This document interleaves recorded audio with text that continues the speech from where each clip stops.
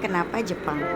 Dulu tuh gue nggak pernah kepikiran kalau misalkan gue bisa ke Jepang. Even waktu pertama kali gue buat paspor, itu kan ada yang namanya e-paspor ya, yang katanya bisa masuk Jepang tanpa visa. Dan saat itu gue tuh nyeletuk kayak ya udahlah paspor biasa aja, kayaknya nggak mungkin juga gue bisa ke Jepang. Tapi kalau misalkan ditanya pengen nggak ke Jepang, jawabannya pasti pengen sih. Bahkan gue tuh selalu komen di Instastory temen gue yang kerja di Jepang. Kayak doain ya semoga gue bisa kesana kapan-kapan.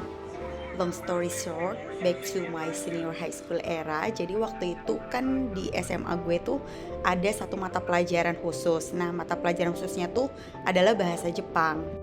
Nah, jadi waktu kelas 10 sampai kelas 11 itu tuh gue tuh bener-bener gak bisa banget ngikutin pelajaran bahasa Jepang. Sampai gue tuh stressful banget, dan setiap mau ujian gue tuh bikin contekan huruf-huruf hiragana dan juga katakana. Terus ada satu momen dimana gue tuh akhirnya ketahuan nyontek dan gue dipanggil ke ruang guru. Sumpah itu tuh malu-maluin banget sih. Dan semenjak dari situ gue tuh bener-bener belajar bahasa Jepang. Semenjak kelas 12 pokoknya mata pelajaran favorit gue tuh adalah bahasa Jepang.